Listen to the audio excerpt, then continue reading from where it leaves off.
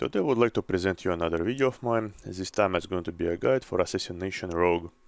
And I got my Rogue to 260 eye level already. Playing it, and it's going to be, well, already became my main. I just need a little bit more eye levels to switch over completely from Hunter. And I laid down the better talents that I think, in my personal opinion, will be best for you to play with. So let's go to the talents. At level 15 I pick Blindside. I pick it because I like having the execute phase which Blindside gives.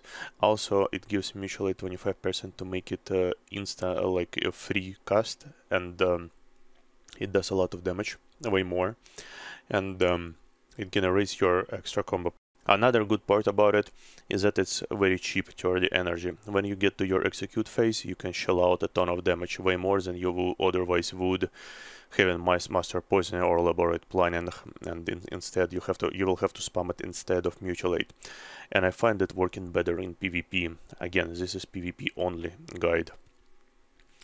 I know that top rogue in trees plays with master poisoner. I guess it works for him. But everyone else playing with elaborate planning, which is another good talent. So I would say it's a preference of choice. My personal preference here is Blindside because, again, you get that execute phase. There, like in combat, there are so many times that you would like almost finish the person, but then he gets a healer too, simply because you didn't have that extra little damage to push. And Blindside gives you that damage. On overall damage, you do not lose a lot. For level 30, we are going for Subterfuge. This is a hands down best ability because it improves your Garrote, and your Garrote has a CD and can be casted anytime, so there's no reason to take anything else. Like Night Stalker, you are not taken because you are not Subtitle Rogue. You do not have the stealth like Shadow Dance to actually use your stealth abilities, so it's pointless. Master Assassin, you do not need that critical strike. Once again, not only 3%, 3 seconds, and even though it's a 50% critical strike, you as a rogue have a good enough critical strike. So you at level 45, you are picking Vigor. This is the best all-around talent for you. It helps you with energy regen and a good first jump on a person. So this is a way to go. Deeper Stratagem could be a good ability, talent, but would be best used in PvE setting, and you will have to be extremely precise with it. Otherwise, you will go into starvation phase with your energy, and we don't want that to happen. Some people do use Marked for Death. I do not like it. It's like a one-trick pony once every 30 seconds, and your combo points, they're generated quite fast. It's rather to have extra energy regeneration. At level 60, this is where it's getting interesting. This is your defensive tier. I'm playing with Leech and Poisons, and I would suggest them to play with them, simply because when you're playing alone, without a pocket healer, they give you the most survivability. Otherwise, if you have a pocket healer, you will have to play with Elusiveness. This is most OP talent and ability altogether. Through all classes. Extremely low cooldown on your Feign, which is 15 seconds, and the reduction is big for 5 seconds. It's a go-to talent. But once again, you need to play with a pocket healer. Cheat Death has, on the other hand, this. I see people use it because it's simple to use, but I don't think that it's the best ability for your. The best talent for your survivability. I would prefer not to use it. Once every 6 minutes, it's just too long of a cooldown to be something reliable. Sure, it can save you in that one situation that will happen every 15 arenas maybe, but that's it. You do not want to, put all your chances on that. You would rather go with some more solid, stable survivability with the other two talents. At tier 75, I'm preferring Eternal Bleeding, simply because it does damage when you stun with your, kidney shot, and it benefits from your mastery, which is nice. Iron Wire is not so good, the damage reduction is not that great. It can help you out, but it's, I would rather take extra pressure for your stun. Where on the other hand, we have a Pray for the Weak, which is another could be decent ability, but again, it gives you, here it says it's 10% damage, but in PvP it gives you only 5, and because of that, Eternal Bleeding really wins. It easily makes up over that 5% damage that you will get in a boost. At level 90, the best hands down ability is Toxic Blade. It creates extra pressure that you cannot deny, like that extra burst.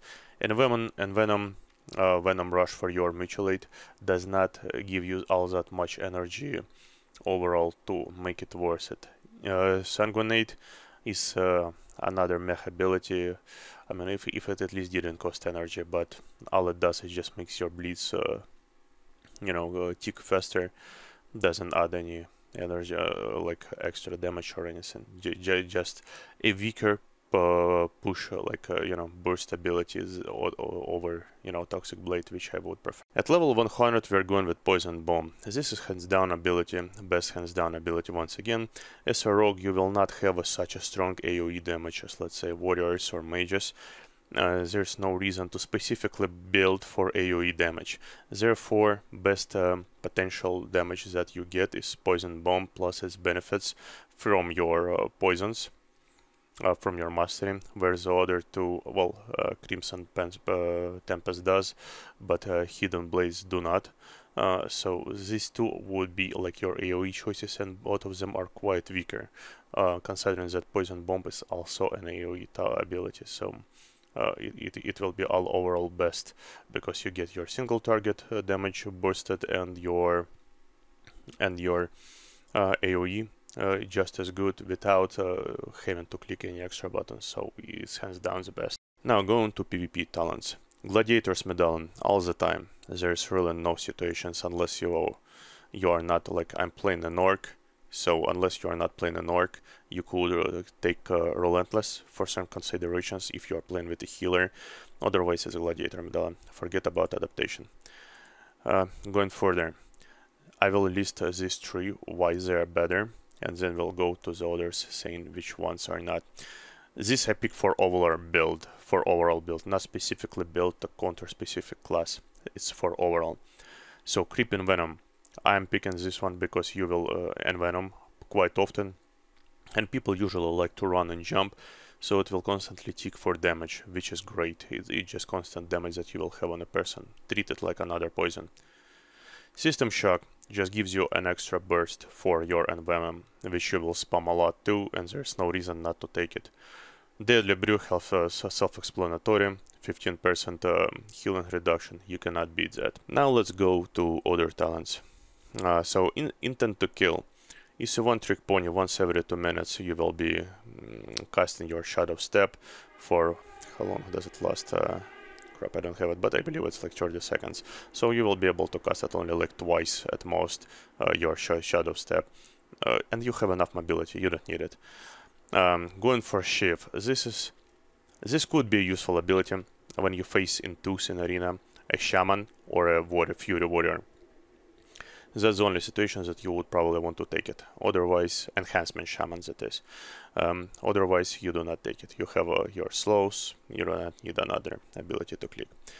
Honor Mod Thieves you do not take because you build up your combo points fast anyways, so there's no reason to take this at all. Mind Numbing Poison is a decent poison versus casters or healers, but again, I would suggest to take it only in like twos, where you just facing a caster team pretty much. That's it.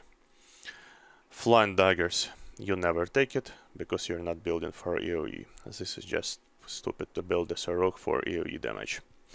You will not be doing that well in with this spec. You will not be doing so good in Cleave. You will have to go Outlaw. Neurotoxin is a decent ability you could use versus a healer or something, but you will need to combine it with your strong team setup. Usually you don't really need it, but sometimes it can help out. Maneuverability you do not need because you have enough mobility by itself, so there's really no reason to take this. Dead from Above, it's more of a mobility move than a damage move. That 10% damage every 30 seconds that you get is It's just bad. Don't take it.